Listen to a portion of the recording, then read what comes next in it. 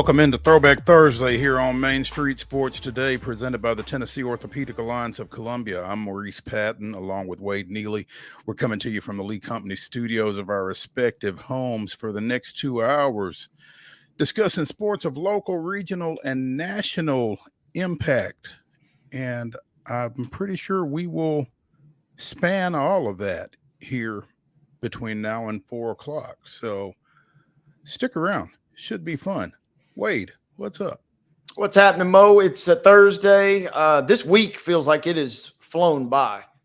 It almost feels like it should be really like a Tuesday. It feels like we were kind of just getting warmed up, but here we are. It's Throwback Thursday already.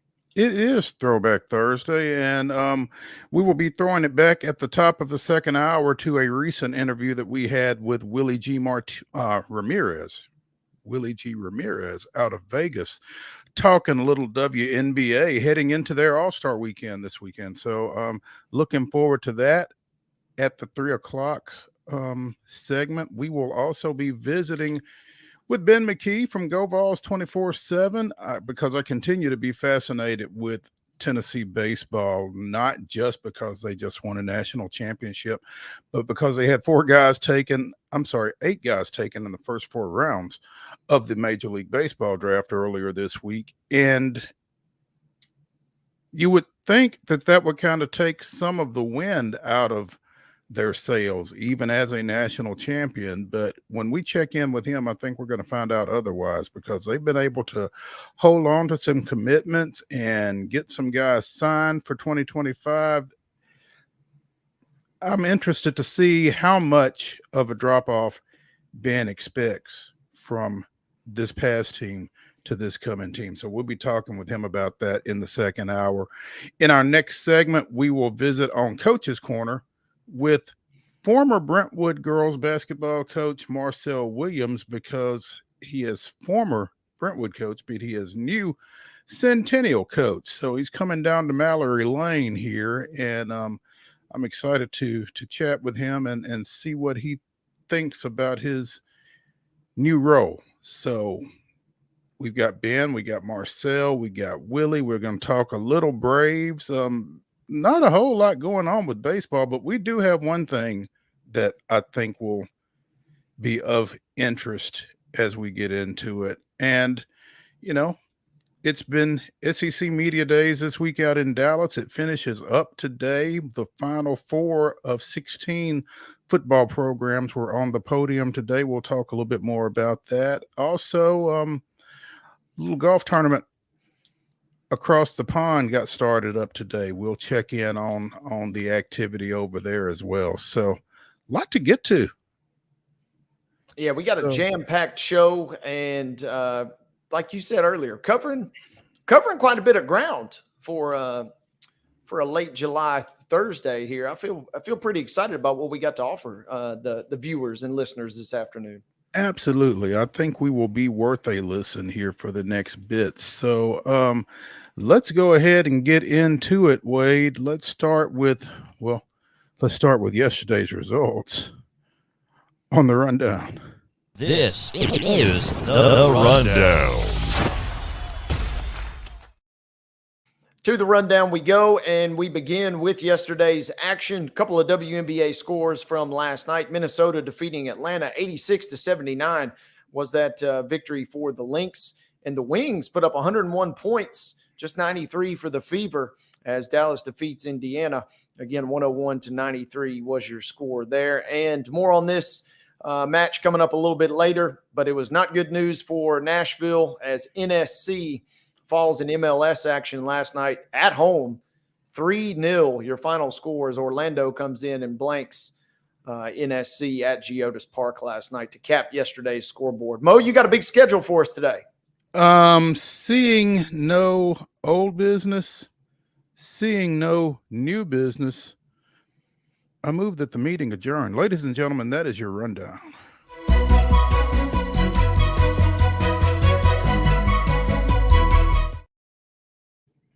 Your top story brought to you, as always, by Piggly Wiggly over at Neely's Mill in Columbia. Be sure and check out their delicious daily deli lunch items available until 6 p.m. Also, their hand-cut meats and everything is cost plus 10% at the cash register. Piggly Wiggly in Neely's Mill in Columbia, bringing you our top story. And as Wade mentioned, Orlando City 3, Nashville Soccer Club nothing.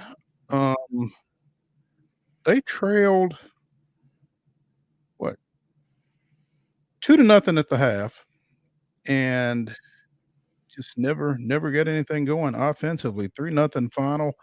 5 straight losses now for the Nashville Soccer Club. And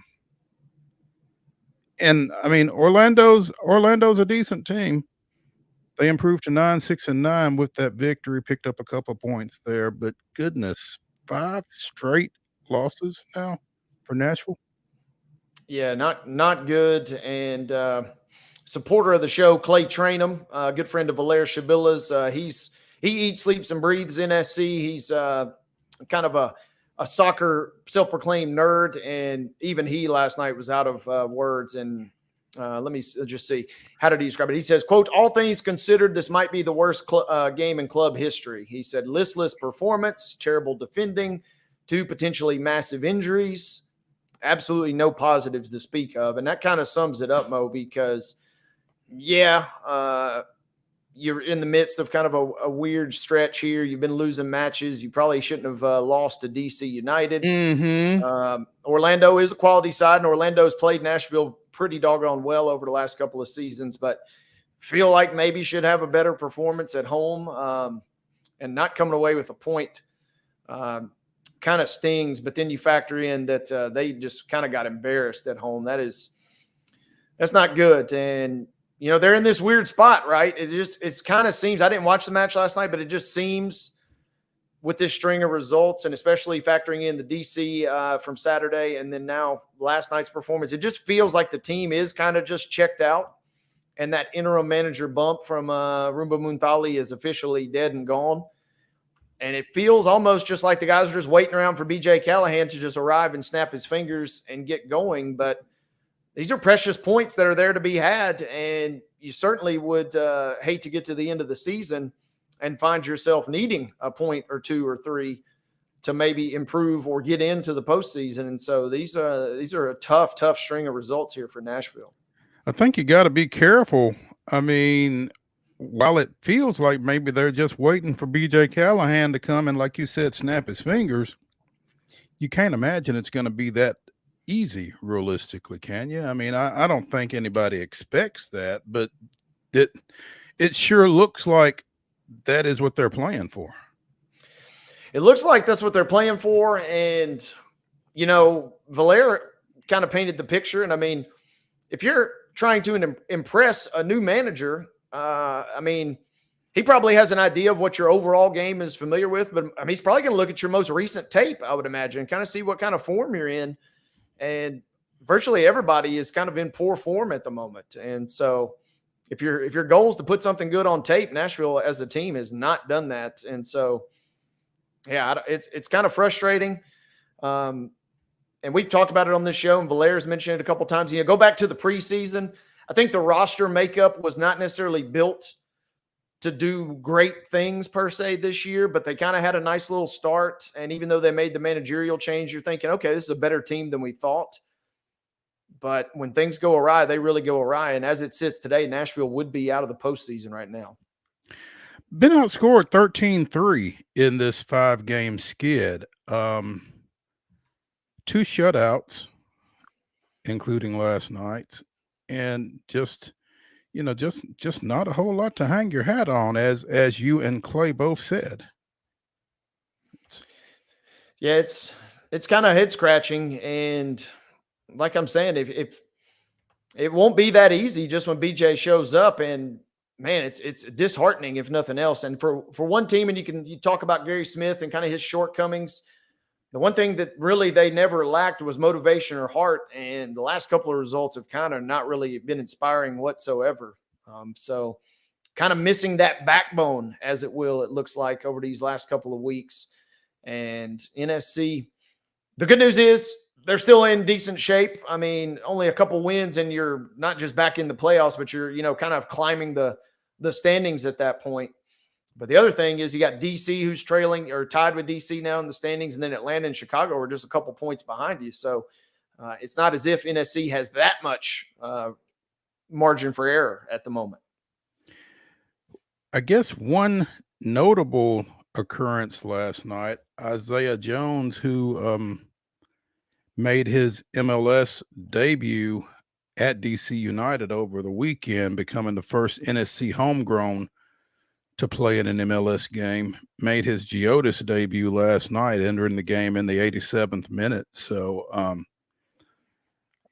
that's a good thing, I guess.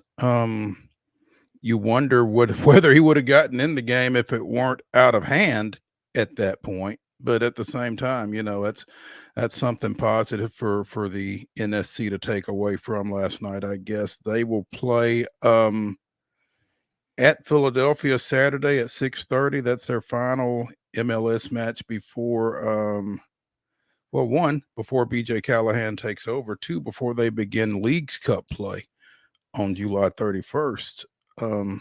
So it feels like at this point it can't get here soon enough. Yeah, that's the thing, right? It feels like Nashville's just desperate to kind of hang on. And interestingly enough, that they're playing Philadelphia next, because just last night we talked about Spain and their European Cup run and how they had Yamal, who's playing at 16. Last night, Kevon Sullivan gets on the field for Philadelphia at the ripe old age, Mo, of 14 years old, playing for Philadelphia. And, you know, presumably not going to be much of a factor. They were up big in their match when he got in last night. But the cynic in me is just picturing Nashville somehow getting blown out again. And then you got a 14-year-old out there racking up goals on you. That's the last thing that NSC needs heading into this big match. And Philadelphia is a team that has bounced them in the playoffs a couple of years ago. So a pseudo rival of sorts. You'd really like to be up for that one, but there's just no real sign for optimism right now, unfortunately. You know, I'm not an advocate of violence, but if you send a 14-year-old out there, and I've lost 5 straight matches, doesn't he really have to kind of have his head on a swivel? I mean, hockey. I'm not a big soccer guy, you know, but you're going hockey goon style on him. Yeah, you gotta. If they're bringing him in, that's bad news for Nashville, because that means they're probably up a bunch. And yeah, if you got any heart about you, and there's got to be a slide tackle involved somewhere, right? Yeah. Welcome to the show. But yeah, 14 years old last night, made his debut for the Philadelphia. Goodness Union. gracious, what? 14 years old and playing Major League Soccer, Major League Athletics. That's amazing. Good for him. He was born September 28, 2009. I mean, so a lot has gone on in that short amount of time. But yeah, 14 years ago, this kid was just not even born yet at this point, and last night played. Goodness gracious. And I don't know how good he is. I didn't know anything about this guy. He was 14 years and 293 days old last night. He became the second youngest player. Excuse me. He became the youngest. He eclipsed Freddie Adu by 13 days. Oh, wow. Freddie Adu famously, you know, back in the day, which that'll make you feel old too. At least it does with me. He's 35 years old now. And Freddie Adu, back I remember in high school, was hailed as the future of the United States, and basically was going to be the next biggest thing. And so this kid last night comes on to play and breaks Freddie Adu's record by 13 days. Hopefully we won't see him when NSC takes on Philadelphia. Yeah, like you said, I don't think that's a good sign if we do. So we'll see how that one goes. Hey, let's take a break here from the Lee Company Studios on Main Street Sports Today, presented by the Tennessee Orthopedic Alliance of Columbia. When we return, we will be going to Coach's Corner with newly named Centennial girls basketball coach Marcel Williams. Stay with us when we come back from the break.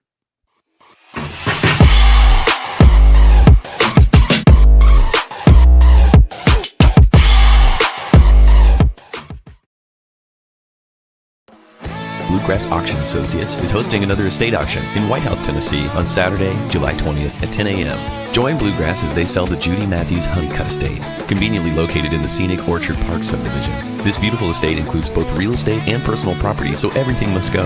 Everything will be sold on-site and in person, and a 10% buyer's premium is added to the final bid. So bid with confidence with Bluegrass Auction Associates, committed to excellence. We thrive under the lights. A city of performers, putting on one heck of a show. Headlining night after night. Welcome to Smashville.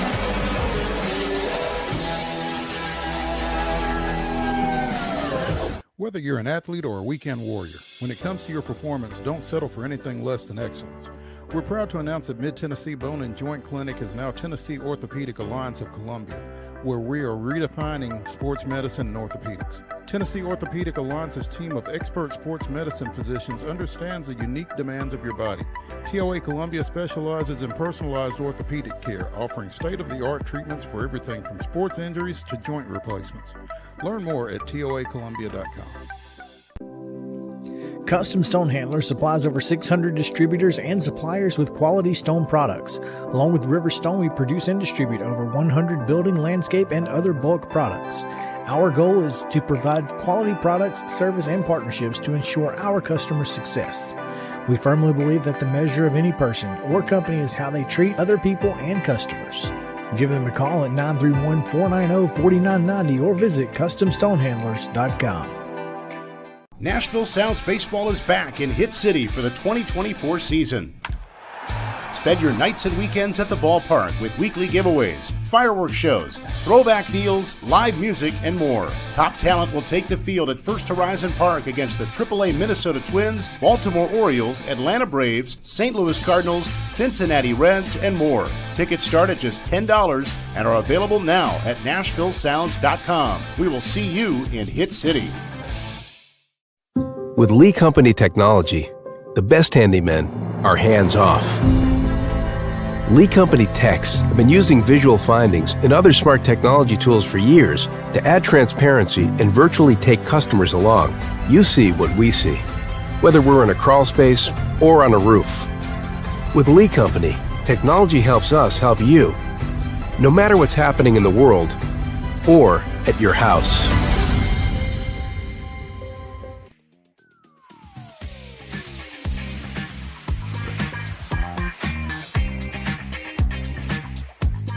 Throwback Thursday continues here on Main Street Sports Today, presented by the Tennessee Orthopedic Alliance of Columbia. I'm Maurice Patton, along with Wade Neely, and it is now time for Coach's Corner as we visit with Marcel Williams, who recently, earlier this year, resigned as girls basketball coach at Brentwood after 3 seasons, and was announced yesterday as the new girls basketball coach at Centennial High School. So he's going from Mallory Lane in Brentwood to Mallory Lane in Franklin. Coach, welcome to the show. Appreciate you taking some time with us, and congratulations on your new gig. Thank you for having me. I'm excited to be on this show. I've seen it a lot on my Twitter, so I'm really happy to be here.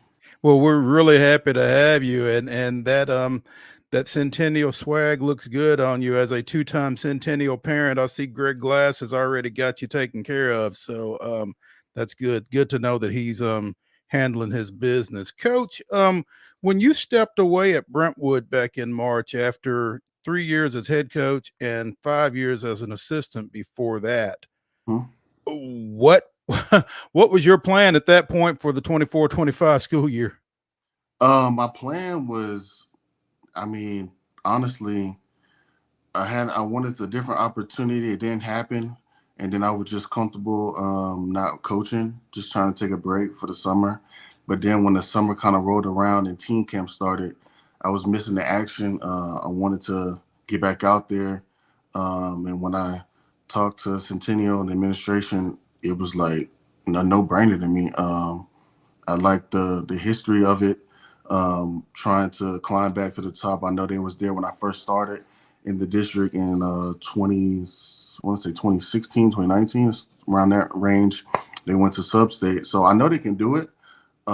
It's just one of them times I just felt like this is the right opportunity and test my coaching ability at this school. And I guess things move kind of quick because Bruce Hamilton took over Centennial softball, what, 10 days ago, maybe something like that, and stepped away from the basketball in doing so. He's had some success in the Alabama softball ranks. So guess he felt a little bit more suited for that spot. But you know, how did it go? I'm always fascinated in these coaching hires. Did Centennial reach out to you? Did you reach out to them? How did that evolve? I'm gonna say it was mutual. Okay.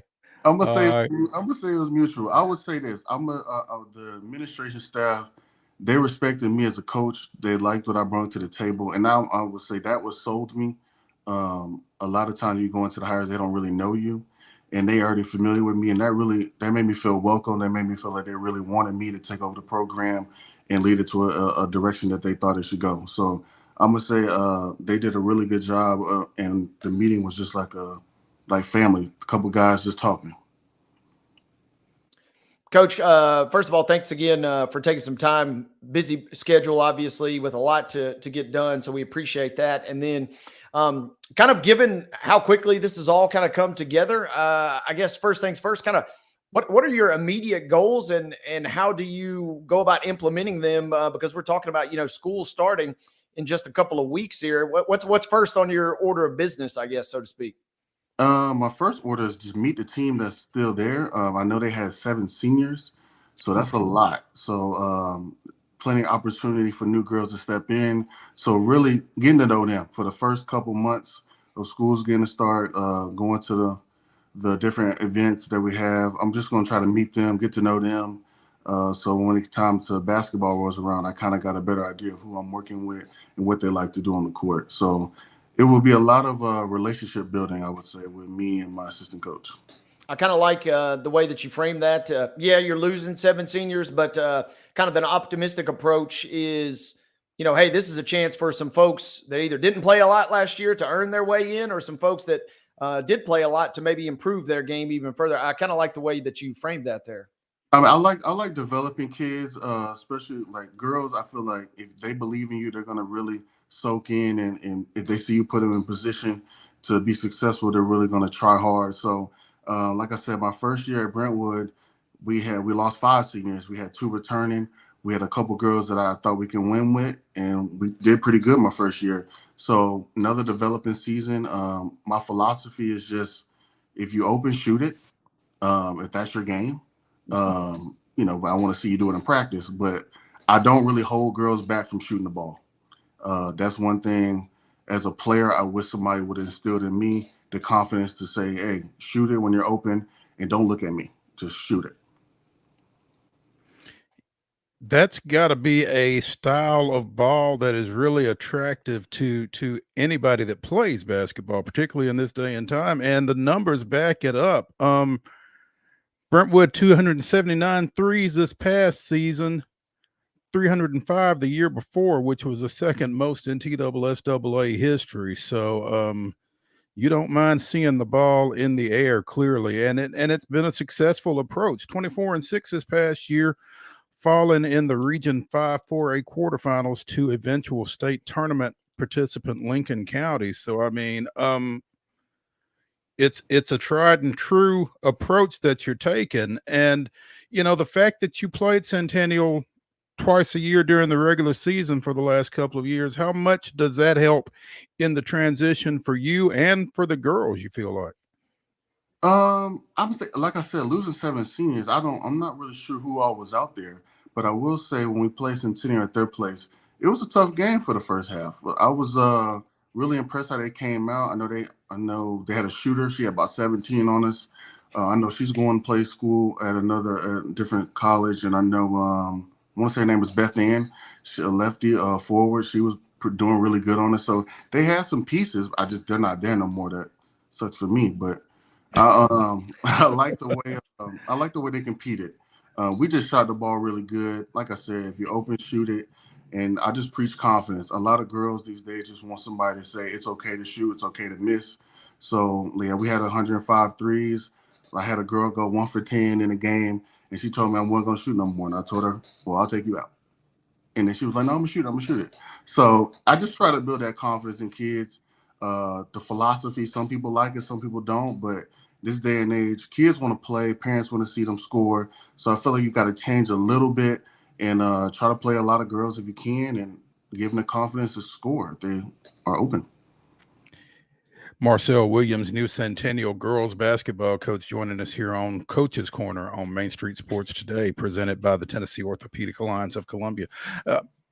You mentioned that when you first came to Brentwood, that Centennial was kind of on a bit of a high. They had advanced to the state sectionals. I guess that was under Tony Hill, who recently resigned down at Independence. But, you know, you've seen that team, that program be able to have some success from what little you've seen of them. And again, those 7 seniors.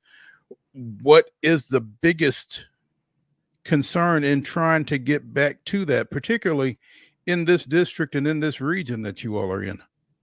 That's a good question. I got to find a score and just be honest with you. This will be the first season I'm going into a season. I don't know if anybody can get 20.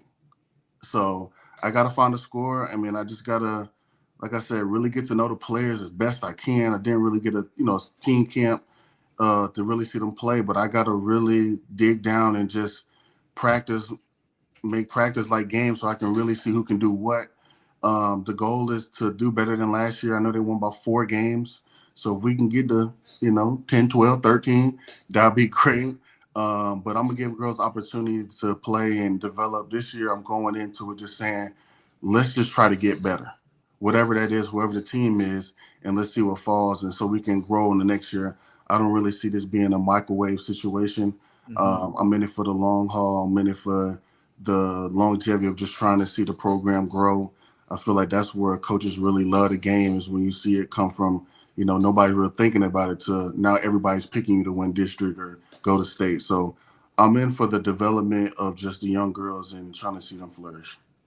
And Coach, you taken the position this week, just coming back from the dead period. Basically, your opportunities to work with them are a little bit limited. How do you, kind of shorten that learning curve in terms of learning them and learning their game and learning what you've got?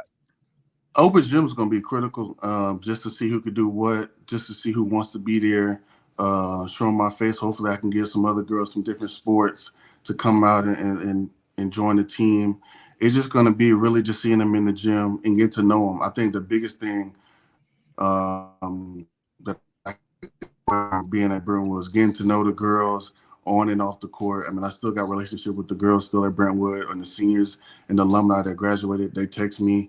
Some was happy, some was mad about me getting this job, but just getting to know them personally. Have you seen this year's schedule yet? Do you know when you play Brentwood, particularly at their place? I do know when I play Brentwood, but I don't know about their place. I know when it's at our place. Okay. What type of reception would you expect? Oh, I mean, just standing ovation. I'm looking for a standing ovation. I'm looking for a couple claps.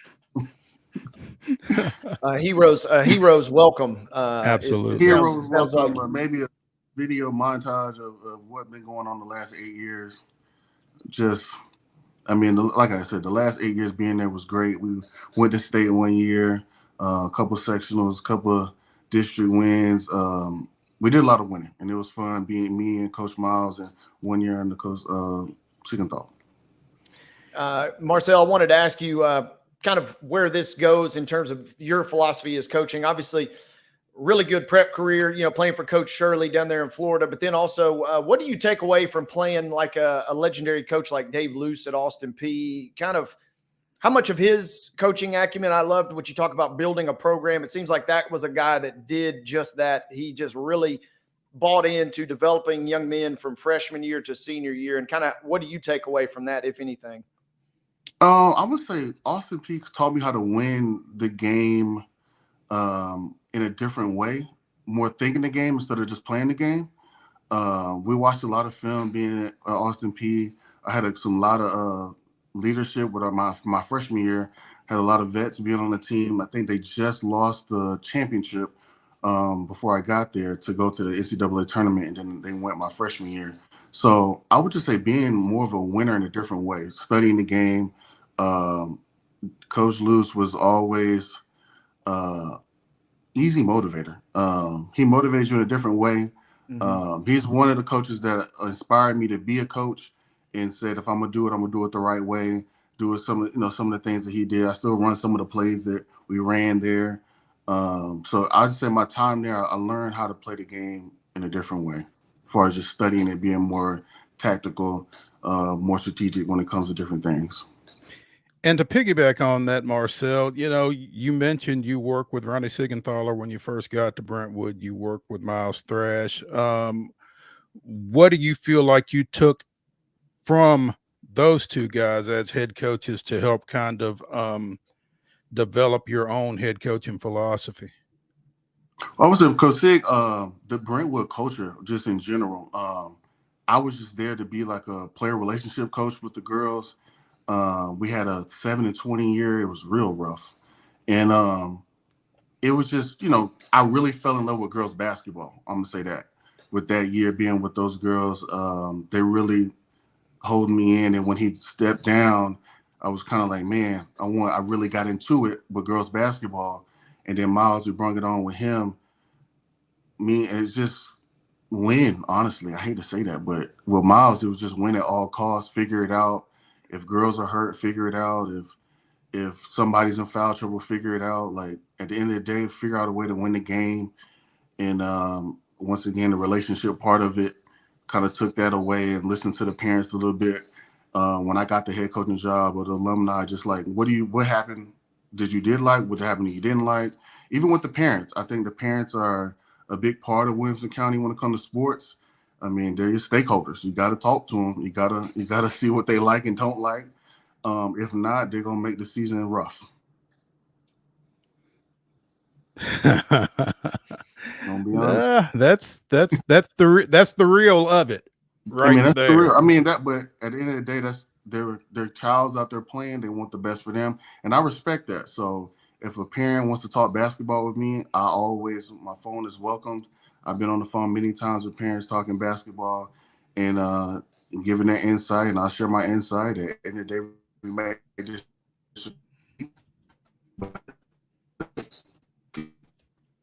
talk. I'm not running from a conversation with a parent. But that's kind of a different philosophy in coaching than maybe how Greg Shirley operated when he was coaching you down in Florida, for instance. I mean, those aren't conversations that coaches were necessarily open to have. I mean, that's I don't know if you call it an evolution, but it's certainly a change, I guess, Coach. Is that fair? Yes, I would say this day and age, it's a big difference. When he coached me, it was him. Whatever he said goes. My mom, she was one of them parents. I can say that. She was one of them parents but she didn't really say much. I mean, it was just win the game. Do what you got to do to win. So I think now it's more of a different with college basketball taking place and a lot more opportunities. I feel like in girls basketball for girls to play at the next level. I just feel parents that want to be more involved, and if they want to be involved, that's great. And if they want to have a conversation, that's great. I just think if everybody's on one accord, it trickles down to the kid. I see many kids coming to the game where their head's not focused or their head's not really into it because they're listening to me, they're listening to the parent. So if we're all on the same page, it makes a shooter shoot because half of it is mental. I love that. Marcel, have you got familiar with any of the other coaching compadres on campus just yet? Have you got any, welcome aboard texts? Kind of how's that process been as you kind of embark on this new journey? I haven't gotten any yet. I know it's brand new. It just kind of hit the scenes last night. But I haven't spoke to anybody personally, but I can't wait to talk to the people in person and go out to the football games and volleyball games as they come about. Great. Marcel Williams, new Centennial girls basketball coach, joining us here on Coach's Corner on Main Street Sports Today, presented by the Tennessee Orthopedic Alliance of Columbia. Coach, we appreciate it and look forward to seeing you in the two-tone blue over there on Mallory, and keep Jamal Stewart straight. Oh, I will. Okay. Thanks, Coach, thank you. Oh, yeah, absolutely. We'll catch up with you. All right, thank you. Hey, let's take a break here on Main Street Sports Today, presented by TOA of Columbia. When we return to the Lee Company studios, we will talk a little baseball, so stay tuned after this break.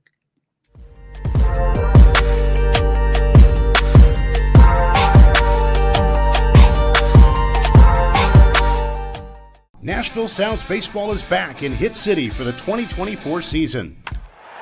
Spend your nights and weekends at the ballpark with weekly giveaways, fireworks shows, throwback deals, live music, and more. Top talent will take the field at First Horizon Park against the AAA Minnesota Twins, Baltimore Orioles, Atlanta Braves, St. Louis Cardinals, Cincinnati Reds, and more. Tickets start at just $10 and are available now at NashvilleSounds.com. We will see you in Hit City. Whether you're an athlete or a weekend warrior, when it comes to your performance, don't settle for anything less than excellence.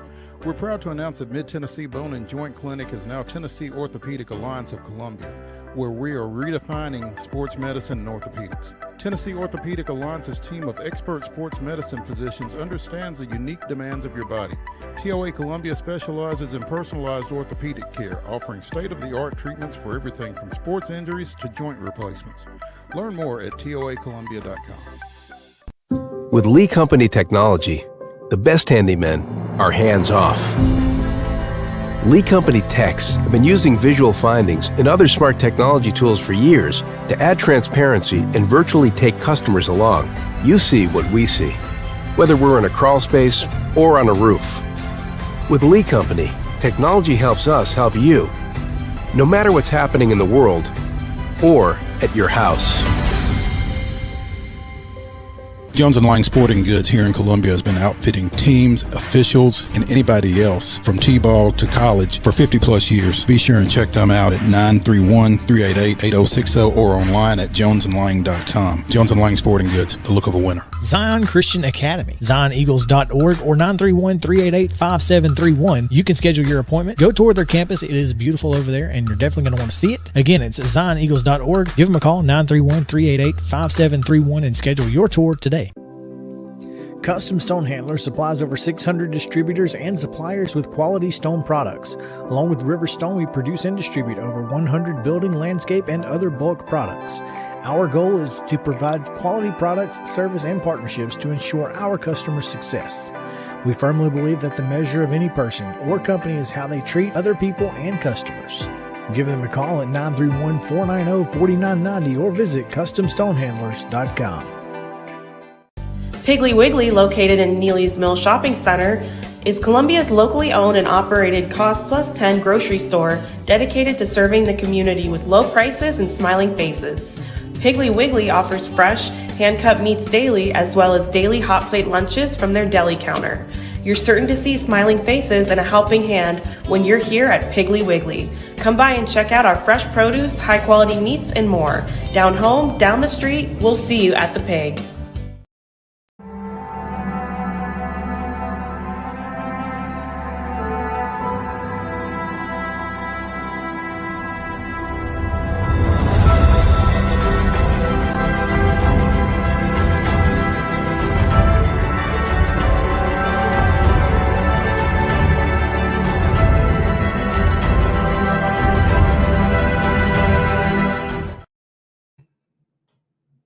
July 18th, 2006, scoring in each of their first 6 at-bats, the Braves won 14-5 at St. Louis and became the first Major League Baseball team since the 1930 Yankees to score 10-plus runs in 5 straight games. Andrew Jones, Adam LaRoche, Chipper Jones, and Brian McCann each homered in the victory as Atlanta outscored the Cardinals and previous opponent San Diego 65-23 over that 5-game stretch. That was this day in Braves history. That is a lot of runs early in the game. That is a lot of runs. And what's crazy, they finished 4 games under 500 that year. They went 79-83 despite that offense,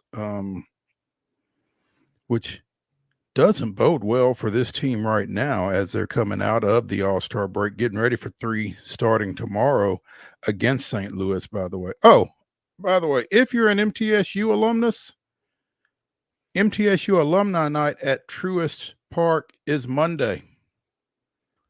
Big time. Guess who's got tickets for Saturday and Sunday? Yeah. Maybe they'll forward you a present ahead of time. Maybe if I talk nicely to somebody, I can get something out of that. But yeah, Atlanta resumes play after the break tomorrow night against St. Louis. Trying to close 8.5, 9 games back of Philly they are right now. It's not great. But again, as we've said, I'm not sure how much the NL East division title means at this point anyway. 8.5 behind Philadelphia as play resumes on Friday. Much better situation for somebody else's team with a chance to flip things at the top of the AL West this weekend. Houston traveling to Seattle. Yeah, big series coming right out of the gate, and they'll have a chance to establish a little willpower on the Mariners if they can come out and play kind of like they have been. That will be interesting. And you kind of made a great point, though, because at the end of the day, you play 162 games, and then it comes down to either 1 or 3 games usually, which is crazy to think about. But it would be nice if Houston could come out and kind of just find their footing on the road versus Seattle, kind of maybe continue some of that momentum that they had prior to the All-Star break. The month of June and July, they've been playing really well. If you could just get 2 out of 3 and come out of there tied at the top of the West, that'd be, I think, for everything that Houston has dealt with this year, that would be, impressive and a confidence boost and that kind of thing. You got Valdez going tomorrow night, Luis Castillo going for Seattle in the opener. I'm not sure what the rest of the series looks like, but anytime you guys send Valdez out, you feel pretty good about where you're at, I would think. Feel pretty good, and you're right. If they can win a couple in this series, kind of even the playing field, as it were, and then they got the Athletics for a 3-game series, which is not obviously a gimme, as we've seen over the years, but you got to like your chances there. So a chance to, maybe, and I don't know, and it would be wild to see if it really plays out, but I've kind of just felt like if they can get past Seattle, it feels like they're going to really kind of maybe go on a run and open that thing up. Not maybe some crazy margin, but it feels like if Seattle does drop this thing, because Houston's playing well, but Seattle hadn't been playing that great, but it feels like, if they can overtake them, it feels like that might be the switch that is there for the rest of the season. There you go. Wade, we discussed the uniforms at this week's All-Star game, and we were hardly the only ones discussing them. And generally speaking, the reception wasn't great. I think my final take was they're not awful, but there is some talk about resuming team uniforms going forward. Rob Manfred spoke to the Baseball Writers Association of America prior to the game on Tuesday down in Arlington, and mentioned that getting rid of the AL and NL uniforms and going back to team uniforms, whites for the hosts and grays for the visiting league, is a consideration. I'm aware of the sentiment on this issue. I think where my head is on it, it's something we are going to have a conversation about coming out of the All-Star game. We've got a lot of uniform things going on, and obviously the conversations have to involve the players first and foremost, but Nike, some of our partners. But I'm aware of the sentiment. And I do know why people kind of like that tradition. So there is either a discussion being had or a discussion that's going to be had. Players had worn their individual team uniforms up until, the 2019 game. Obviously, they did not play the 2020 All-Star game because of the pandemic, and they wore league uniforms from 21 up until the current contest that we had this week. So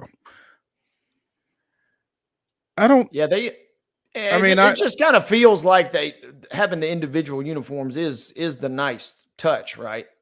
Yeah, for baseball in particular, I think. I When just every team is getting represented, it definitely kind of feels like that's the way to go. I think it's the best way to identify, who's who. Or the easiest way to identify who's who, like you said. And it would have been, I would have kind of hated it, but Philadelphia fans would have really liked looking up and seeing Alec Bohm, Trey Turner, and Bryce Harper all on the infield, all in Phillies uniforms to start the game the other night.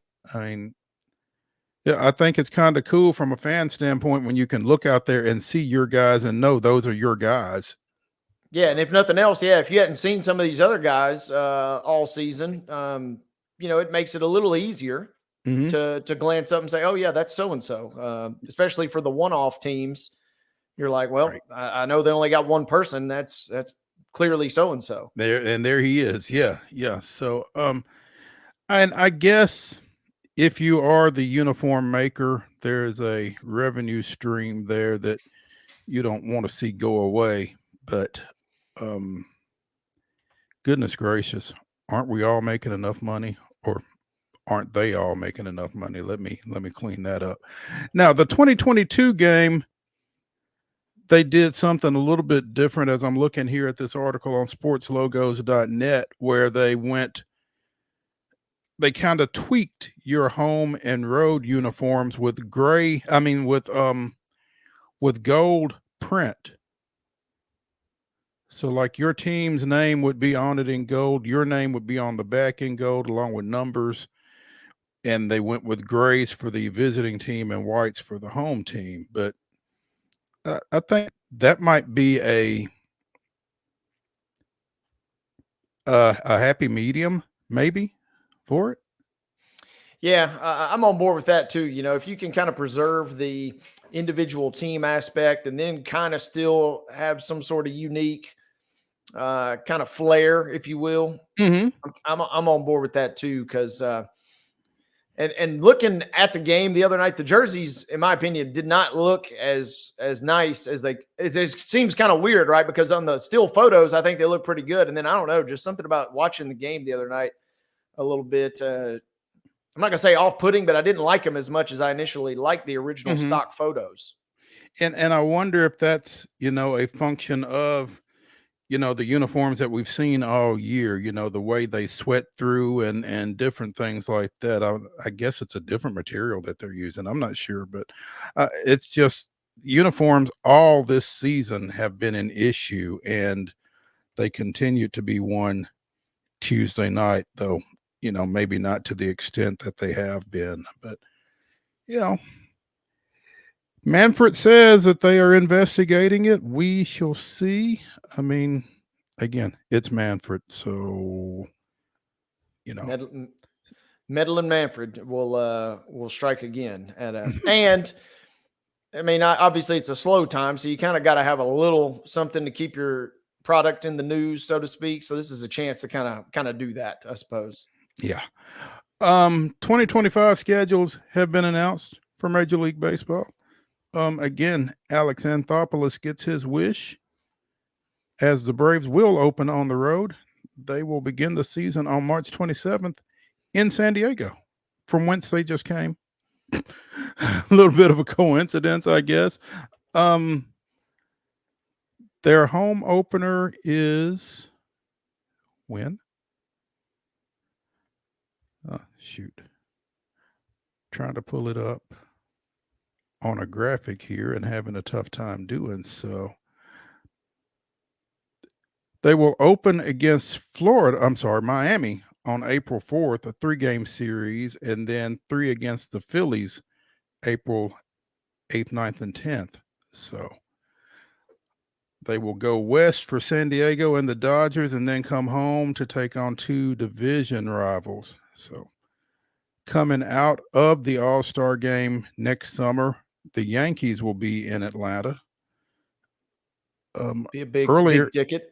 Yeah, earlier in July, it'll be the Orioles for the 4th. So interesting stuff. Have you delved into the Astros 2025 slate at all? Hadn't got that far. I do well to keep up with this year, but what I am intrigued by is that the Dodgers and the Cubs, they're going back to Japan for the first time in 5 or 6 years, it feels like. And with as much Japanese flavor as those 2 teams have, that will be a massive showdown as they kind of kick the season off, kind of like they did this year overseas, way early, March 18th and 19th, which is just kind of crazy to think about that early of a start for some of these teams. Goodness gracious. And, this past year, this season, I guess, what was it? The Dodgers and the Padres opened in, was it in Korea? Yep. So, I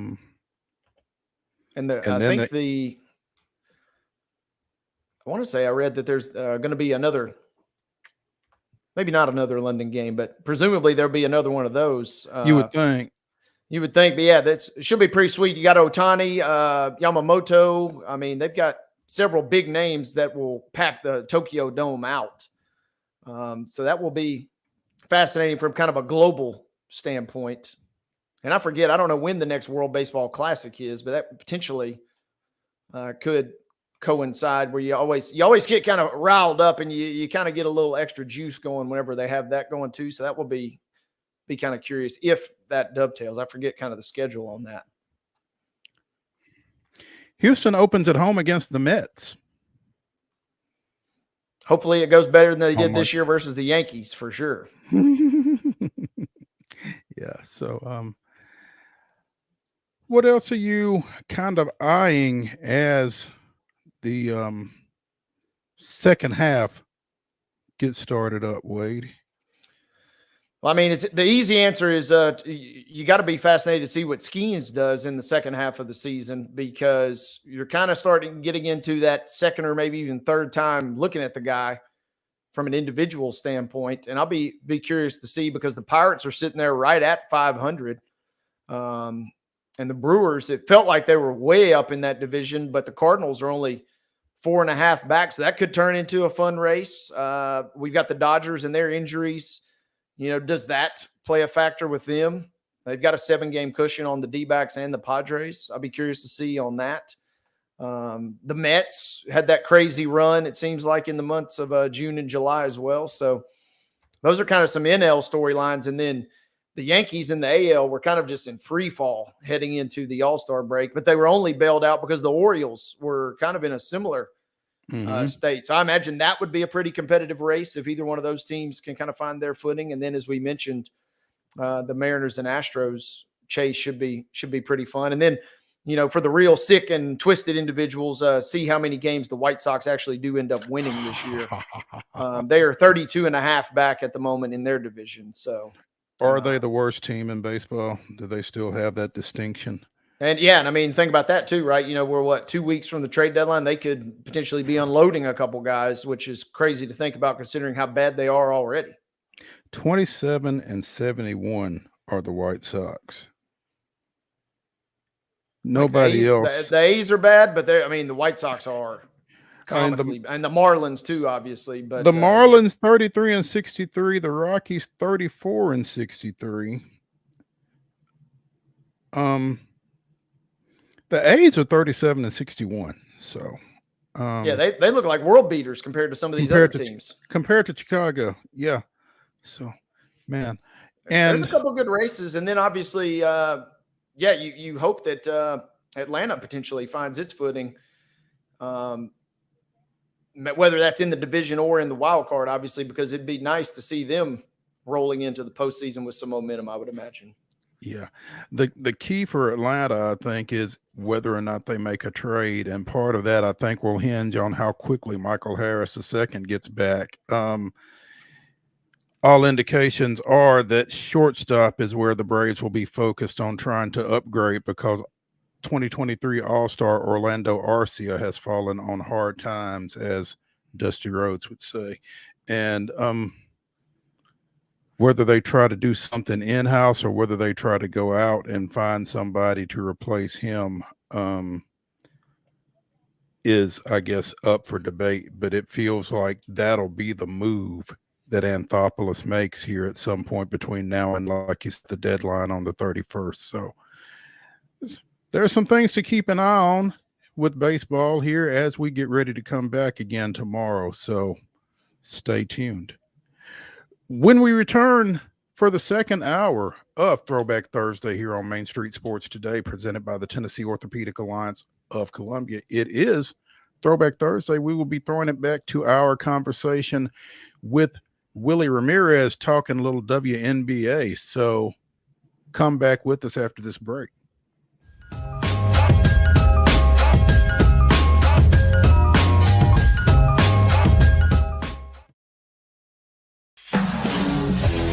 We thrive under the lights.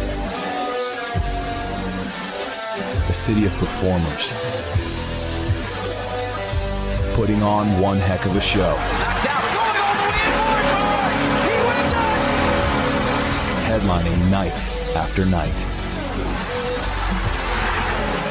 Welcome to Smashville.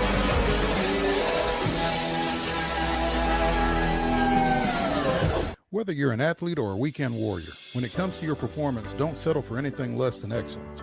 We're proud to announce that Mid-Tennessee Bone and Joint Clinic is now Tennessee Orthopedic Alliance of Columbia, where we are redefining sports medicine and orthopedics. Tennessee Orthopedic Alliance's team of expert sports medicine physicians understands the unique demands of your body. TOA Columbia specializes in personalized orthopedic care, offering state-of-the-art treatments for everything from sports injuries to joint replacements. Learn more at toacolumbia.com. With Lee Company technology, the best handymen are hands-off. Lee Company techs have been using visual findings and other smart technology tools for years to add transparency and virtually take customers along. You see what we see, whether we're in a crawl space or on a roof. With Lee Company, technology helps us help you, no matter what's happening in the world or at your house. Jones & Lang Sporting Goods here in Columbia has been outfitting teams, officials, and anybody else from T-ball to college for 50 plus years. Be sure and check them out at 931-388-8060 or online at jonesandlang.com. Jones & Lang Sporting Goods, the look of a winner. Zion Christian Academy, zioneagles.org or 931-388-5731. You can schedule your appointment. Go tour their campus. It is beautiful over there, and you're definitely going to want to see it. Again, it's zioneagles.org. Give them a call, 931-388-5731, and schedule your tour today.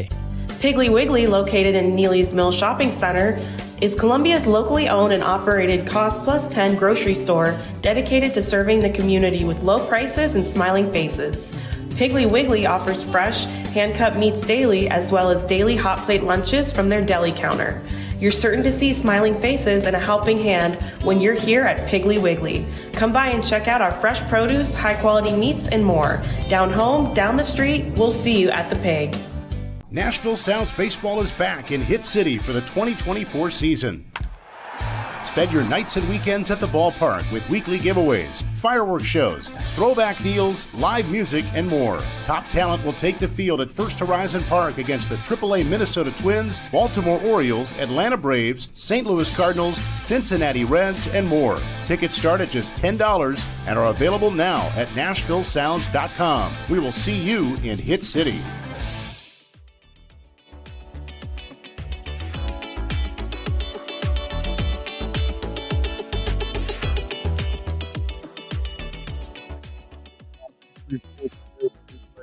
Maurice Patton along with Wade Neely. And again, it is Throwback Thursday.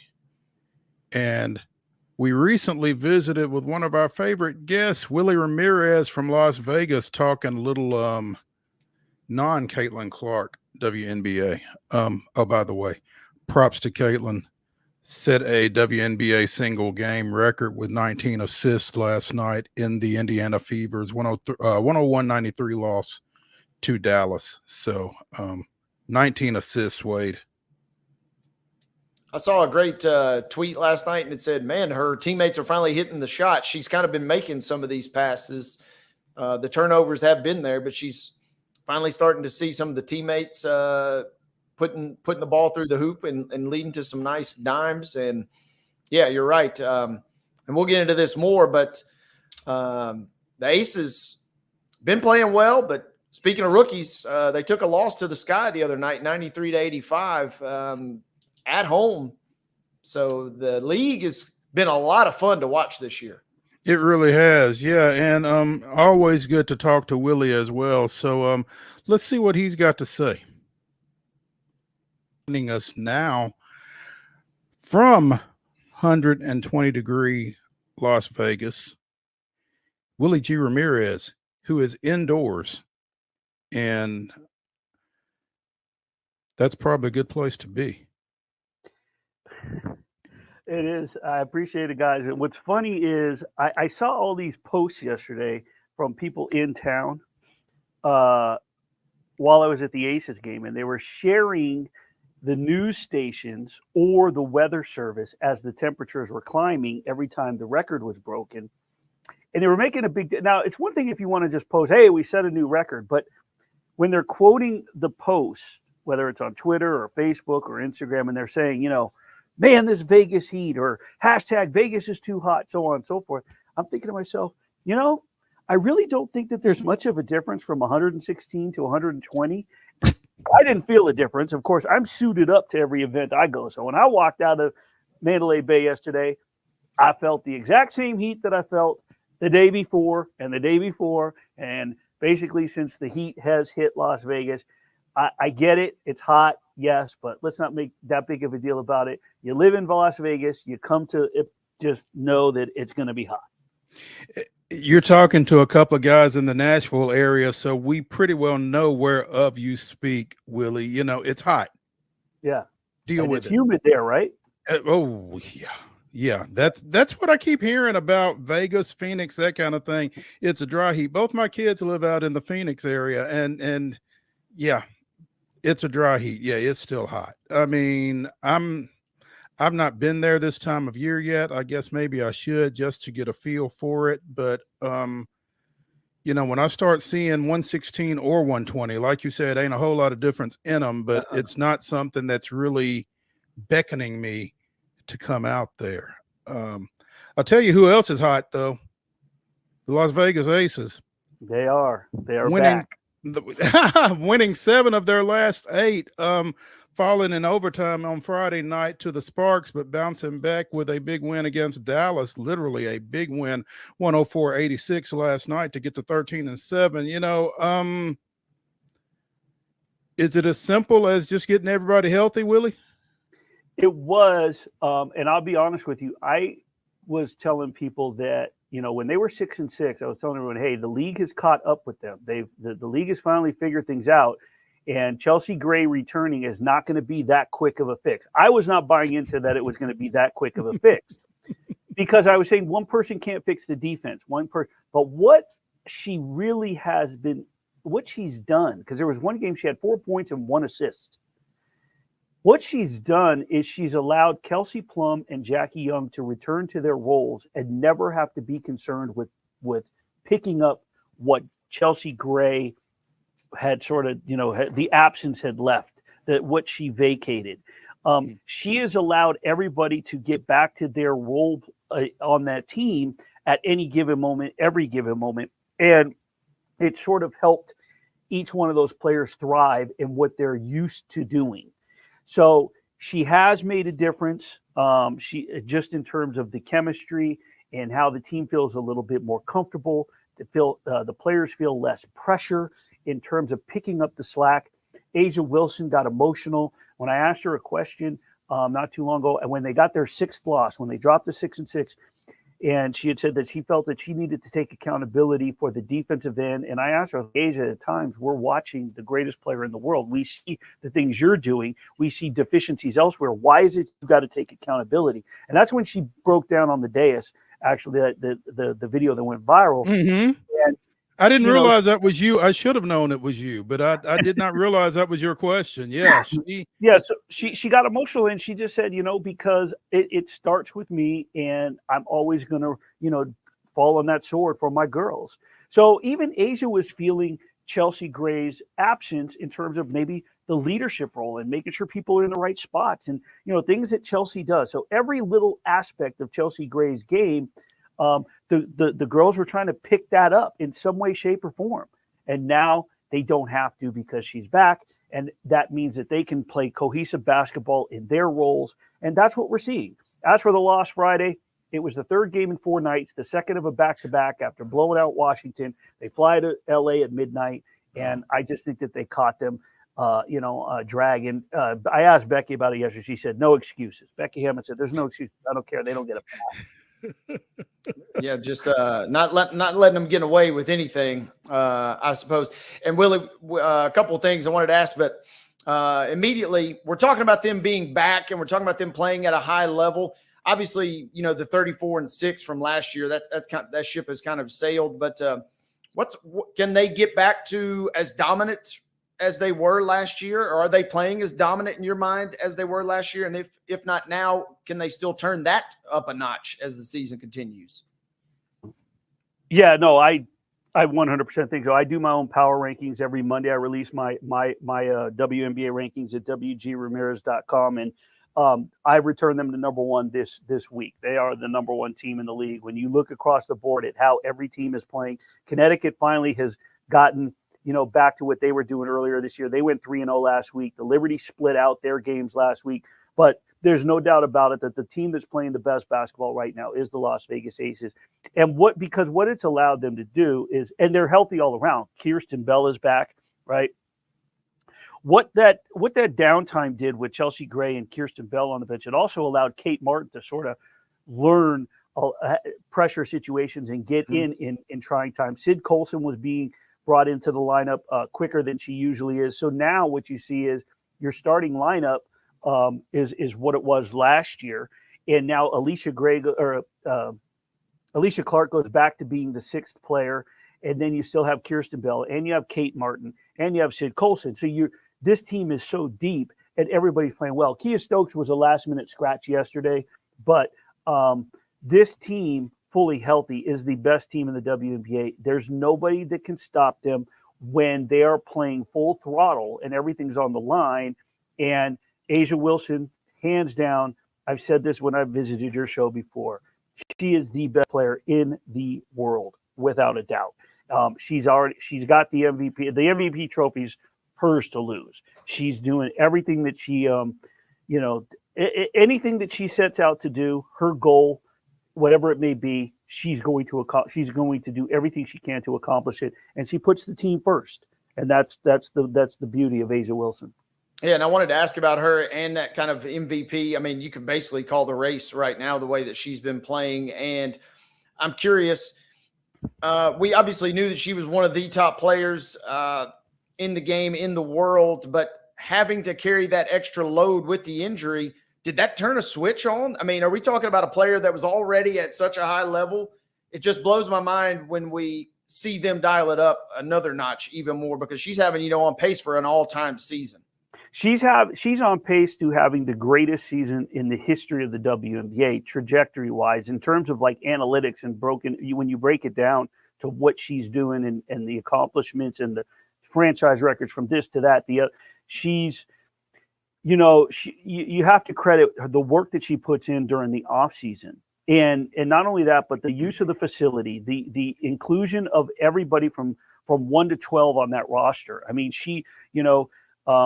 Kelsey Plum has been in this franchise longer than anybody, from when it was in San Antonio, right? Becky Hammond obviously was a player with San Antonio, but as far as the roster is concerned, but Asia Wilson looks at Kate Martin or Megan Gustafson the same way that she's going to look at Kelsey Plum and Chelsea Gray and Jackie Young. her dogs, basically, her aces dogs, if you will.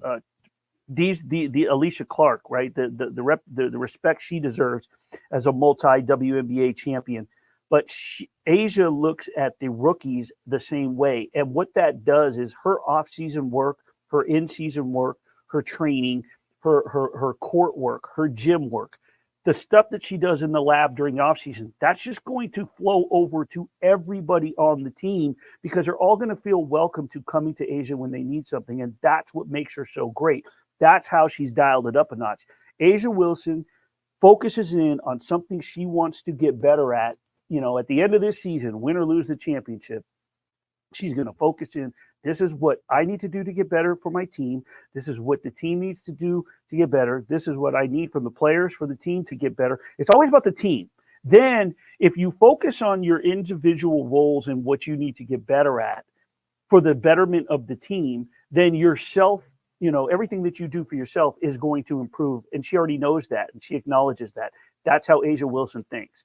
That's why she's, on pace to do what she's, is capable of doing.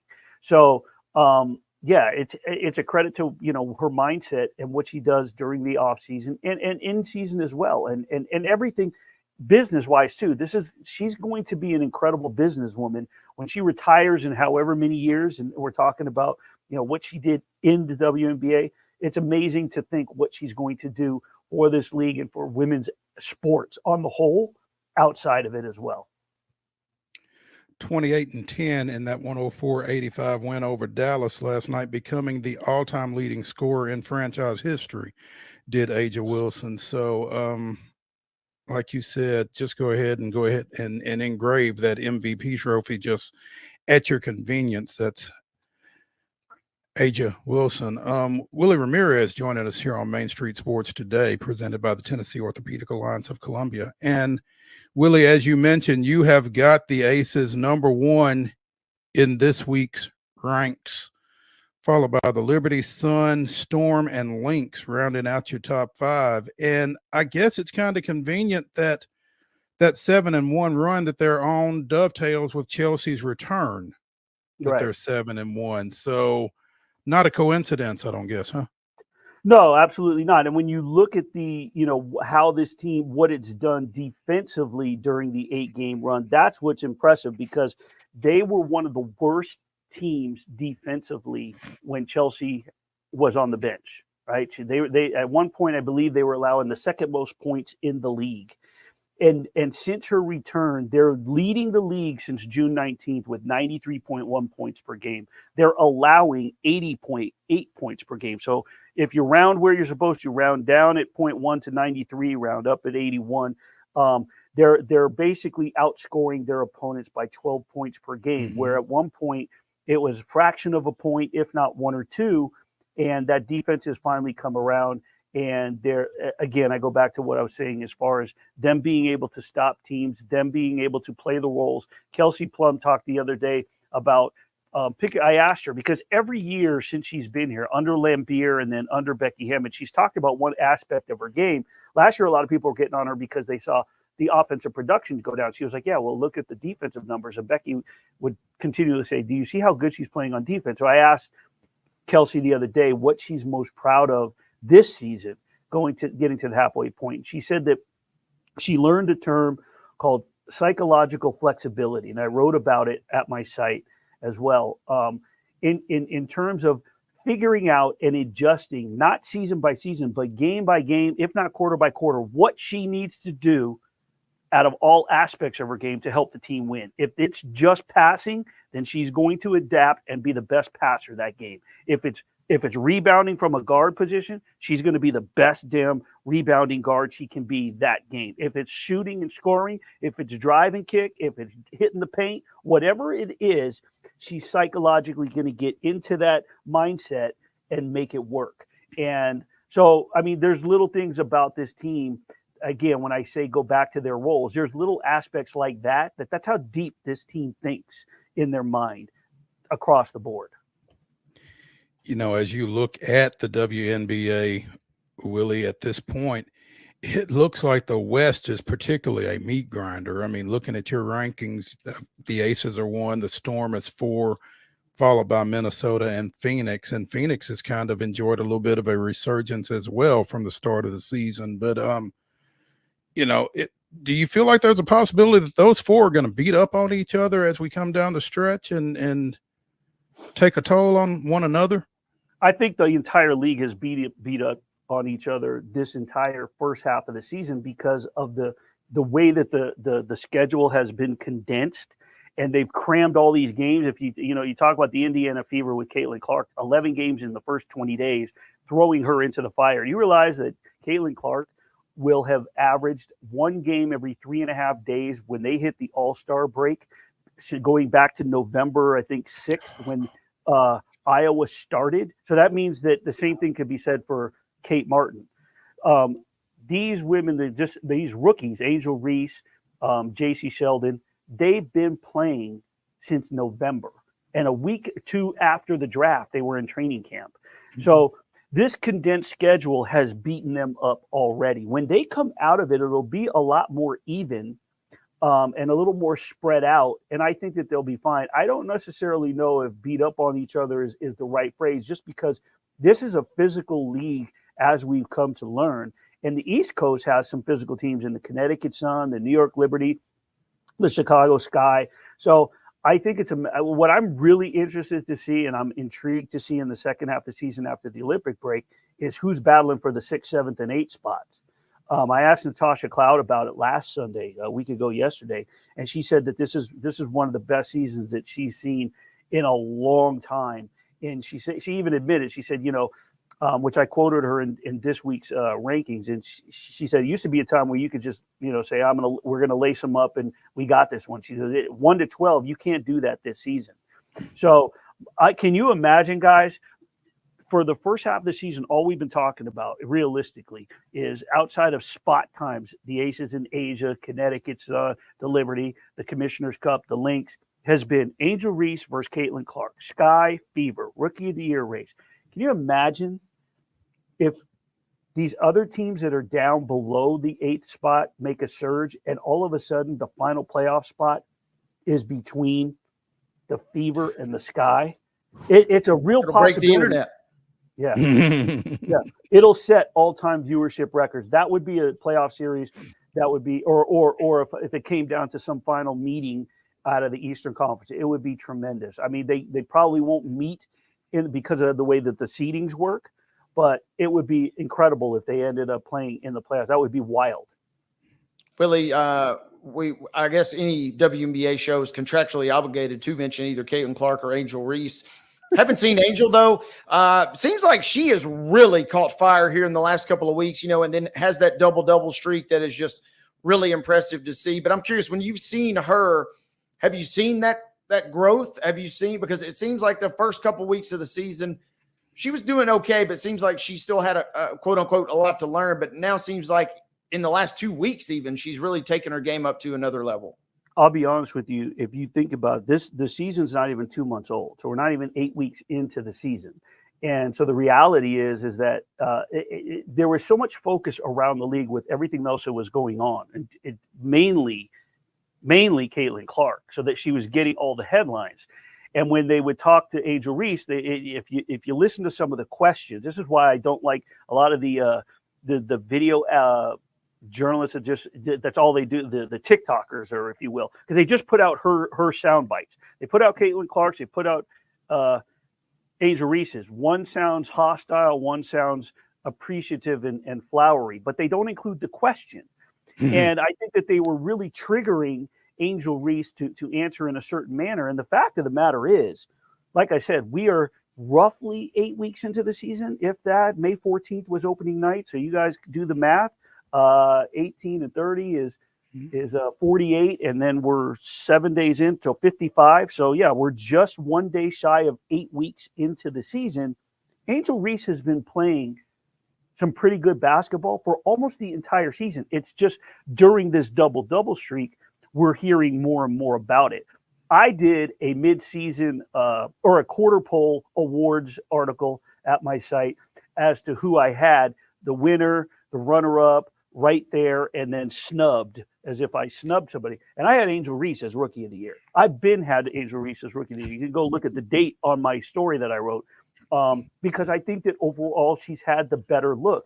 They both had incredible seasons, but what you have to look at is what the deficiencies are of both players. And that's what takes away from if you were voting for that player. And I think that Caitlin Clark has struggled a little bit more than Angel Reese. People could talk about her missing her shots and then getting her own rebound, or all she's got to do is hit bunnies.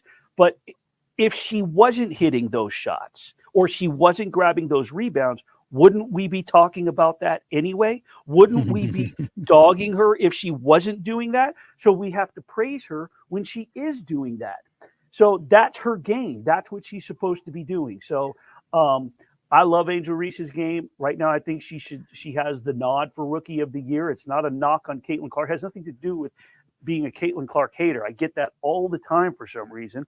But it's more so just that I think that Angel Reese, is the overall complexion of what she's done has been fantastic. It's incredible. She's the leading rebounder in the league, above Asia Wilson, Brianna Stewart, Jonquel Jones. I mean, I could go on and on with some of these names. I mean, that's a pretty impressive feat for a rookie. Willie G. Ramirez joining us here on Main Street Sports today. We have talked about Angel Reese's string of double-doubles. So, again, as Wade said, we are obligated to acknowledge Caitlin Clark's triple-double Saturday against the Liberty, the first by a rookie. So, wanted to be sure and get that in there before we find out that we are Caitlin Clark haters as well. But, Willie, who is a team in the WNBA? And I know you got to get out of here. Who should we be talking about that we're not talking about right now?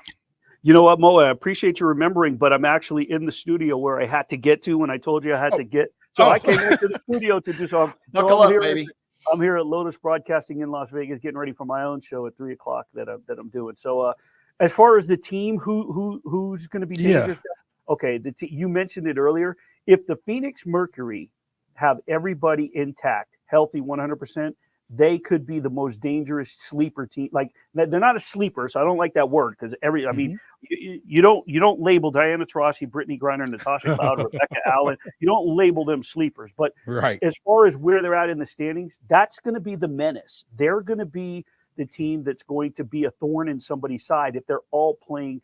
If they're all healthy. They just need to be healthy, because we're talking about multi-WNBA champions. We're talking about a lot of experience. I mean, Kalia Copper is proven to be the offseason acquisition of the year, if you will. And Nate Tebbets has done a great job. They all love and have respect for Coach Nate. They've all spoken high praise for him.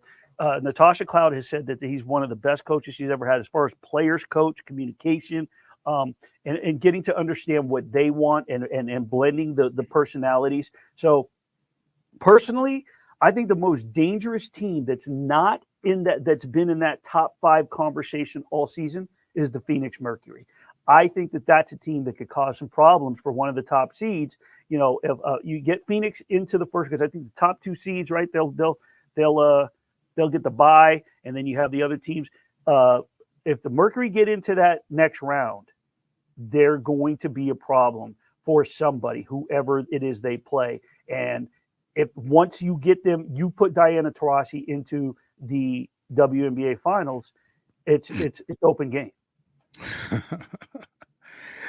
Willie G. Ramirez, you can follow him on Twitter at, I don't have it in front of me, at Willie G. Ramirez. That's easy enough. You can also check out his website at wgramirez.com. And if you call yourself a WNBA fan, then I shouldn't be telling you anything that you don't already know in terms of the website. But Willie, we appreciate your help. We appreciate your time and look forward to talking to you again here soon. Absolutely. Let's catch up. I'm going to be doing a 3-week sabbatical, getting out of town for a mental health retreat, but love to jump on. I'll be at an isolated lake community, but I got Wi-Fi, so the background would be kind of cool. We could talk a little Olympic hoops if you like. Otherwise, we'll catch up when I get back in town. That sounds good, man. In the meantime, stay cool and stay hydrated. We'll talk to you soon. All right. Thanks, guys. Thank you.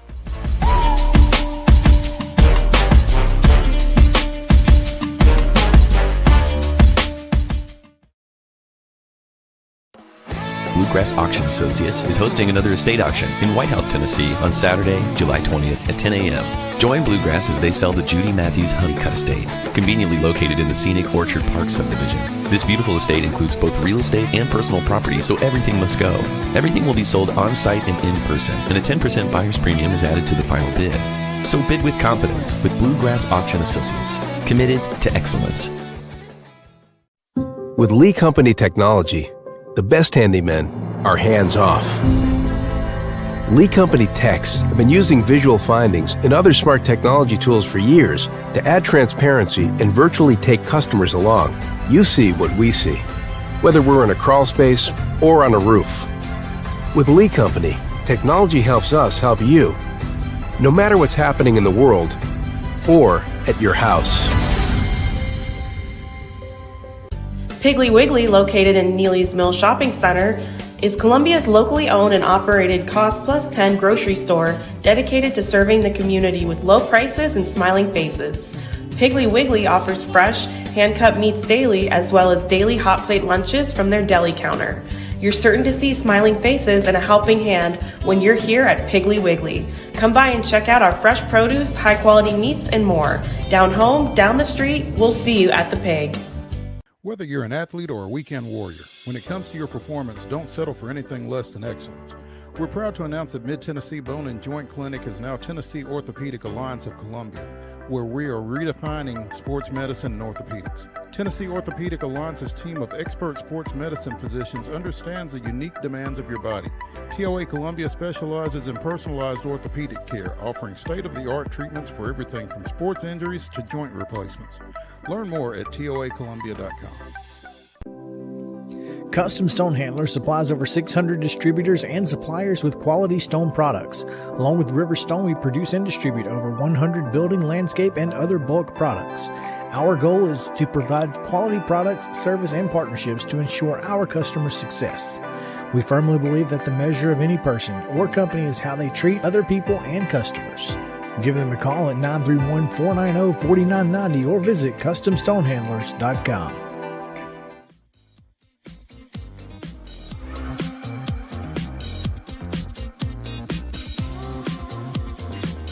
Throwback Thursday continues here on Main Street Sports Today, presented by the Tennessee Orthopedic Alliance of Columbia. I'm Maurice Patton, that's Wade Neely, and we await the arrival of GoVols247.com's Ben McKee to talk a little Tennessee baseball as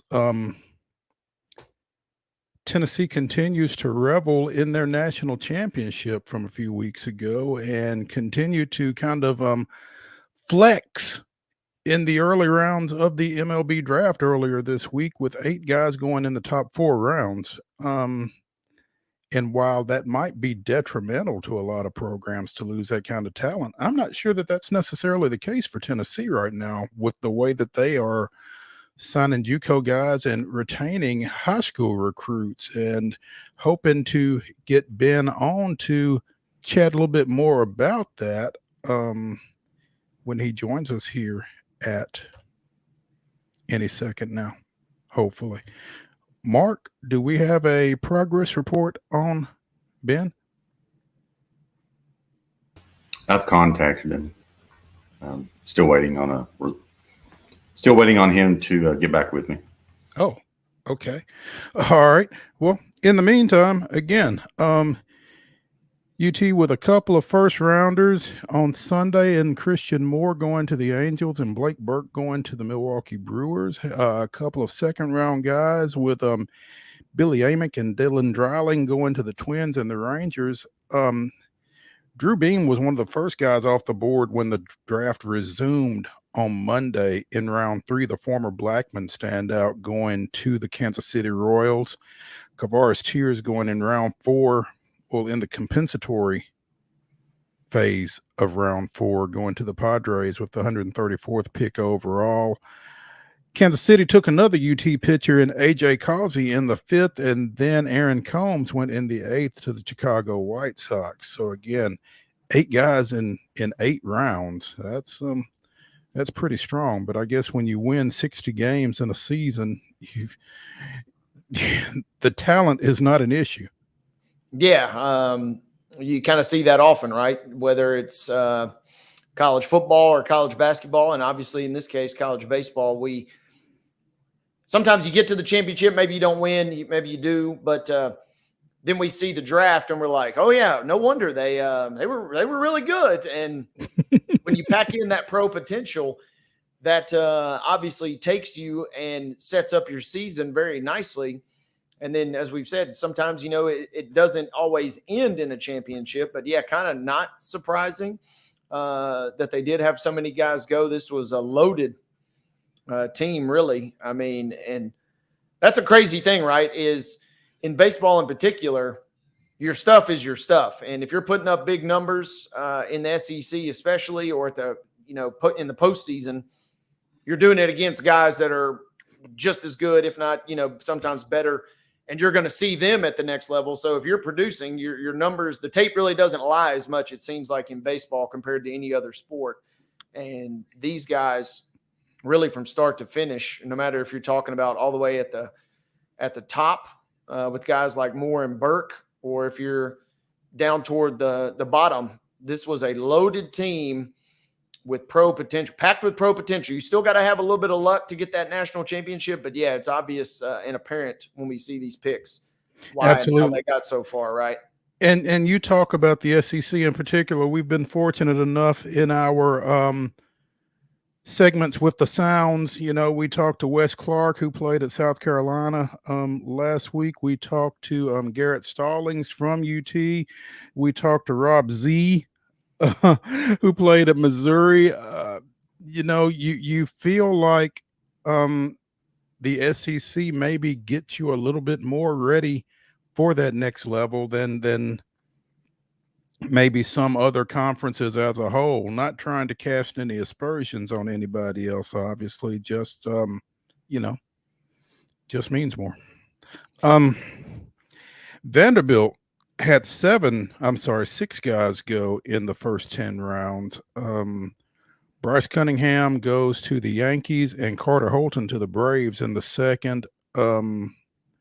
Grayson Carter went to the Yankees in the 5th. Andrew DeCanich in the 7th to the Cardinals.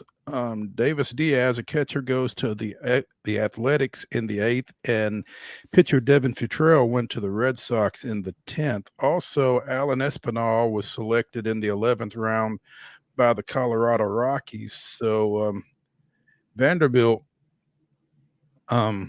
performance, not necessarily withstanding, had a nice little performance in the draft as well. And again, it's Southeastern Conference.